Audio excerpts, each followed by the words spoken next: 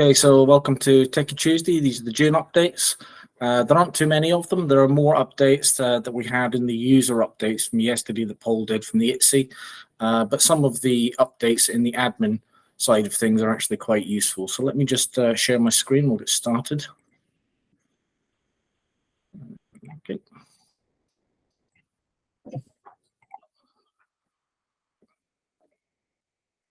Okay, is that up for everyone? Yeah, it is, James. Yeah, great. Okay, so the first one is just a reminder that Currents is no longer available, and that up until the 8th of August, you have to export your Currents data using the Google Takeout, and then after that, Currents will no longer be available at all. Use chat instead. This next one is an interesting one. It's they've introduced passkeys for users using the public crypto thing, so that it's in open beta, which means you don't have to sign up for a beta test. You can actually just turn it on. So it's rather than using like a password, it has got the same sort of strength as using a password and a two-factor authentication, so that you can use that. But it's the caveat to that is that you need to use it with a touchscreen device. So it needs to either be a mobile or a touchscreen Chromebook or something like that, so that it will use either your biometric data, so your fingerprint, or it will use, if you've got sort of like a pattern that you use to sign in, you can use that rather than using a password. And apparently it's very secure. There's more information available on that once Chris sends out the slides, so that you can actually look at the level of security that they're providing using these passkeys. This next one is if you're using directory sync. So if you're using like Azure Active Directory Sync, for example, you can now automatically replace the domain name for synchronized users. So if you needed to sort of like switch from one primary domain to a secondary domain, for example, you can do that automatically. This next one is not really education. It's expanding Google Drive log events. I mean, we all know that Google Drive log events in the investigation tool are very useful. Logged and unlogged events. This is just saying, when it's saying additional workspace editions, it's basically Google Business and Starter Essential, the two editions that they've added to it. It's already available for education. This one is from your admin console, where you have your landing page in the admin console, and you can see various things, so you don't have to deep dive in to actually get to the settings. They now have what they call the quick action. So they're basically a home card within your admin console, so that you can see Chrome browser, cloud management, so you can see how many browsers are enrolled, and then you can configure policies, manage extensions, and view reports, all from the front page of your admin console, just to make a Google admin's job a little bit easier, I suppose. Because I think there were about 4 steps you needed to take in order to actually get to that information. Now it's on the front screen, so now you can see it.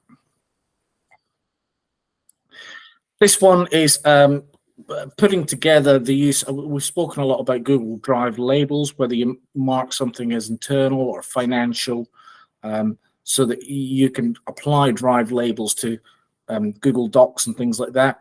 Now they've enhanced the Google Vault file retention, so that you can actually say, if the label is this or the label is not this, you can add multiple ones, so that you can retain the data based on the labels that you've given it, based on your data loss prevention policies and things like that. Again, that's only available in Standard and Plus. This one is basically using the Calendar API. So I don't know if many people use the working location. If you've got, I suppose, if you've got multiple campuses or multiple sites, you can use that the Calendar API to very quickly program where people actually are on a certain day. Again, Google Meet hardware. I don't think anyone on the call uses Google Meet hardware. This is just more oversight within the admin console so that you can see, because Google Meet hardware is very expensive. So from an administrator's point of view, you would want to see if it's missing a controller, or if it's missing a camera, or whatever it might be missing. You can actually keep track of it now within the admin console if you have the Google Meet license, obviously, as well. Okay, some of the ISTE announcements from 2023. These will be some of these, I think most of them are repeats from what Paul did the other day. So the ability to visit a Google Classroom. So if you're a senior leadership team and you just need to go and pop into any classroom within your school domain, you can now do that. So you can see what's happening. You kind of have to give a reason though, and it will let the classroom teacher know the reason why you're actually visiting the classroom. Good for sort of like professional development and things like that, or if a head teacher just wants to see what's going on in the class at any given point. That's a Google Plus feature only. This one here is basically we've had spam reporting within Gmail for a very long time, where users can report spam. This is now giving you the ability to report spam within Google Drive. So, and then you can give it a reason, say it's spam, or it's copyright, or it's other illegal activity, and you can report that directly from your Drive. Was that a question someone had? No, James, it was just me asking people if they have any questions. Obviously, just put them in the chat or raise their hands. Yep. Okay. Moving quickly along then. Obviously, there's the App Hub for Google for Education. That's basically pulling in. Which case, sorry, James, Stuart's got a question. Sorry, James, going back to your previous slide about reporting issues within Google. We've had a couple of things coming through. People reporting spam, customer abuse detected, etc. Is there a guide or anything on how we should respond to these? How we should treat these incidents as they come along? I couldn't find anything that's simple on the web.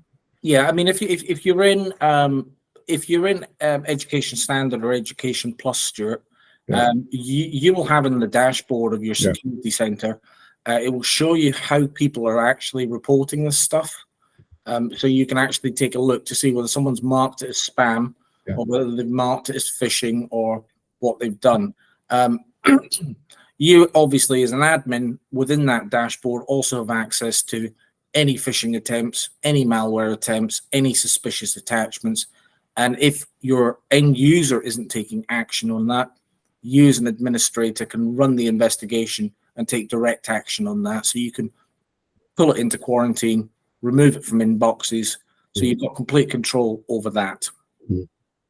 I worked it out for obviously you can assign it to people to look to take on, etc. I'm not quite sure how that process works, but I was able to see sort of drill down to a mail sort of level. But when I had some notifications about customer abuse being reported, I could see that somebody had scanned something into the system, but it wouldn't actually let me see the document until I request access. And obviously I can't progress that until somebody shares that file with myself. So a little bit restrictive in terms of.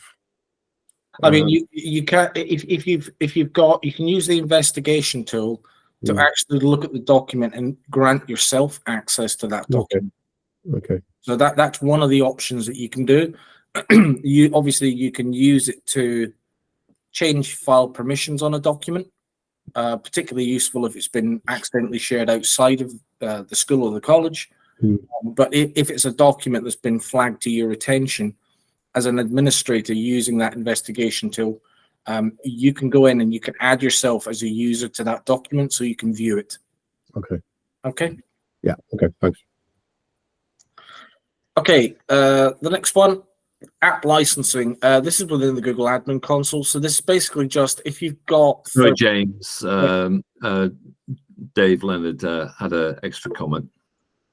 Sorry, just for clarity on that last point, there is normally the option for you to look at the content of the email or of the documents. You do need to select, I can't remember what the titles are, it's on the panel on the right hand side, and you need to select the option to look at the content, and you need to put a reason why you're looking at the content in there as part of the audit trail.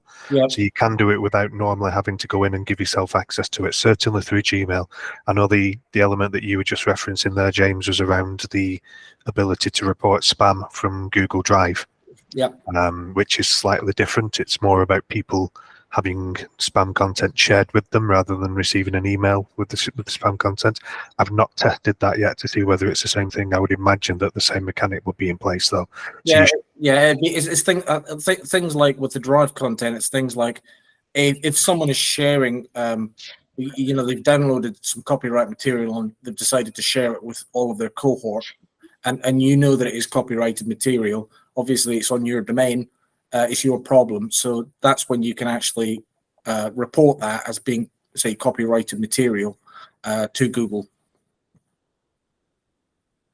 If that makes sense. Yeah, that's great. Thank you. So this is basically just within the admin console, allowing you to do your app licensing for third-party apps. So basically, those are the apps, turn the licensing on, and then it will give you a license overview of how many third-party licenses you're actually using for each of the apps within each of your organizational units. Obviously, the Google Workspace admin help, which they always put in these. If you need help with that, any issue. And that is it for the summer. I shall stop sharing.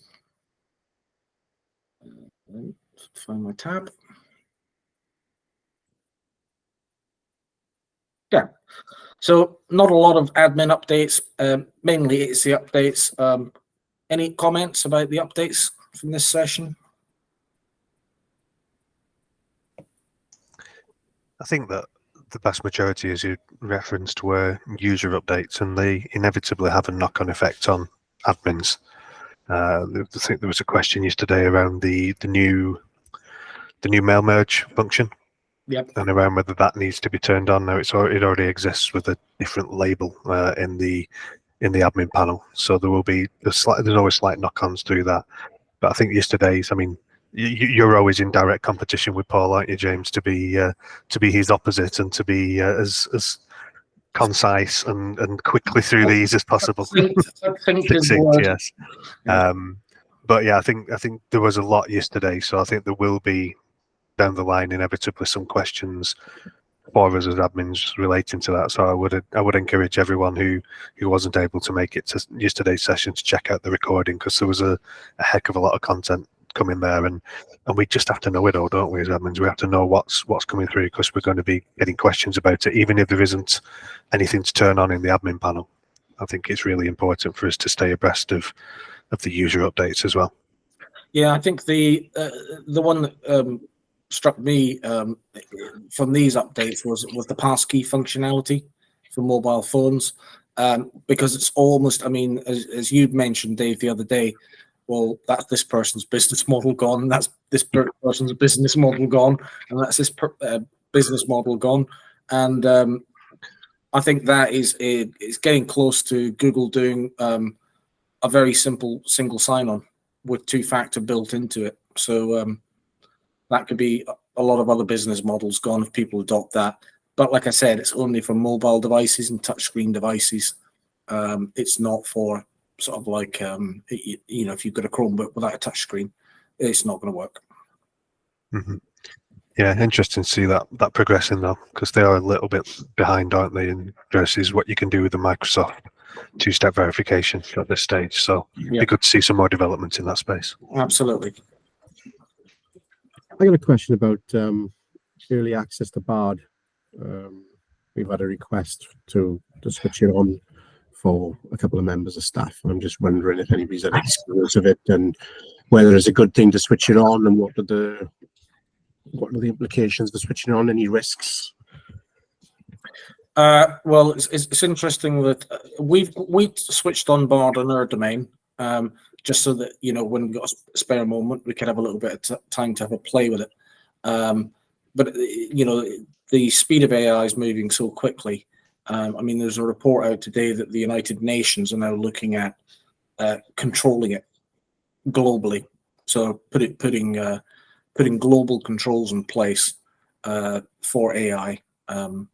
Whether that comes to fruition is anyone's guess. But, you know, if you want, what I would say, Stuart, is if you wanted to, I would turn it on for, you know, just for a trial to see how it goes.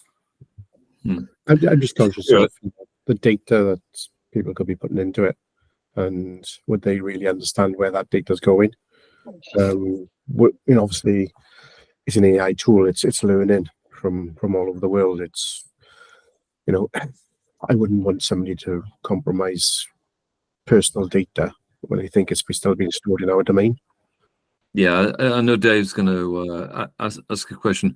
I think I was talking with Karen Coyle, Stuart from Coleg Cambria, and I believe in Wales there's a cross colleges group investigating the use of AI. They've already met twice, and my understanding from the conversation with Karen was that they are divvying up the different applications across the colleges have recommended, and then as a group they're going to investigate them and then come back and share their sort of experiences, so they can advise, you know, if you're in a college, then here's a set of tools that we believe you can use safely for lesson planning, or here's a set of tools you can do for this. But in reality, a lot of these tools, they are productivity tools.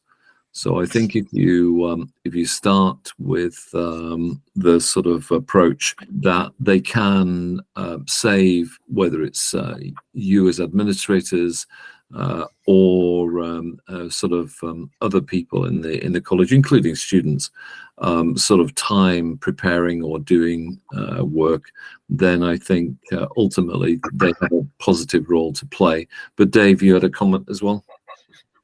Yeah, I think our approach is very much make sure you've got your policy agreed with leaders, because whether that's you setting the policy and getting it rubber stamped or them leading that discussion, that's far more important at this stage.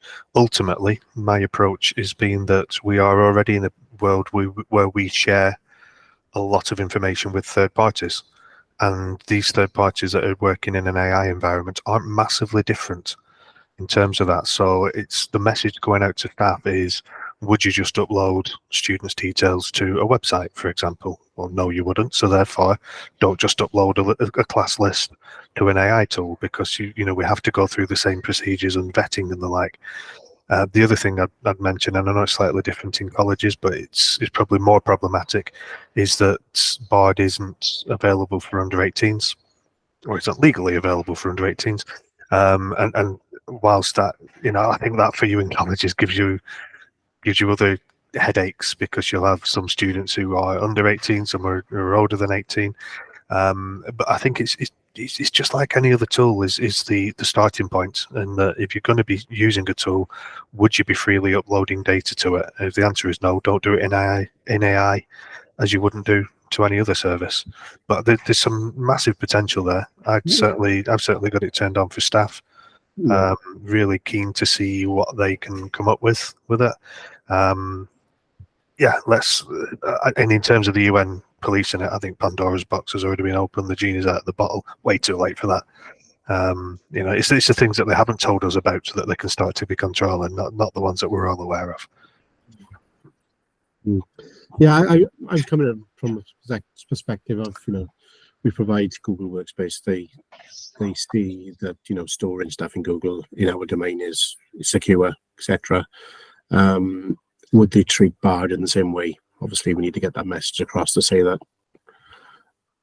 treat Bard no differently to ChatGPT and things like that. It's an AI tool which is going out to the internet to do sort of to research and things like that. So that's my only sort of grey area is would they see it as an extension of the Google Workspace environment. I think if it's seen as an extended search engine, that's one thing. It's there's always a blurring of the boundaries, I think, isn't there? And some people will see Bard and ChatGPT as almost synonymous, and therefore then they think, well, all other AI services are the same. It's kind of more of our duty to remind people about what they can and can't do, really, and and just be clear about that delineation of what goes outside of that safe boundary that you talk about, Stuart.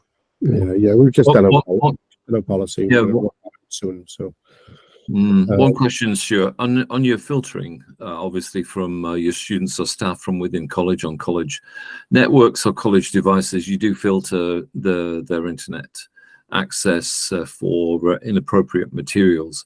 So I'm just curious if you because I know that one of the things that Google have tried to do is put lots of work into safety barriers around the use of some of their AI products, so that you can't sort of ask it to do inappropriate things. But if answers came back that contain stuff, would that not get picked up by your filtering because it's coming through the browser onto the screen? Potentially, yes. It depends on categorization of the site, I guess. Yeah. But I was more concerned about storing, the confusion about storing personal information or putting personal information into AI, which inevitably wouldn't be held within our workspace environment. It'd be going out to the wider. Yeah, no, but it's a good question, and if you're happy, Stuart, I'll just take it away and ask Ollie Trussell, who you probably know from Google, who leads a lot of their education tech sort of questions, and just ask him the question. If personal information was put into Bard, then Bard actually kick it out. Maybe Dave could tell us, but no. Let's. I mean, as Dave says, we've got to as technical people, we have to be sort of aware of the tools, and when they become available, yes, we have to sort of help shape and guide the framework within which these get used properly, and I think everybody's trying to do that together. But that group, Stuart, are you on that group from colleagues? No, I don't think. I think Charlie's on it. Yeah. Charlie, So I'm sure there'll be more that comes out of that group as well. I love the approach as well, the joined up thinking that's going on amongst that group in terms of let's split the workload and do it. I just wish we had something in England that would match groups such as that and Hub and the likes, where we had some almost joined up thinking. Wouldn't that be a rare treat?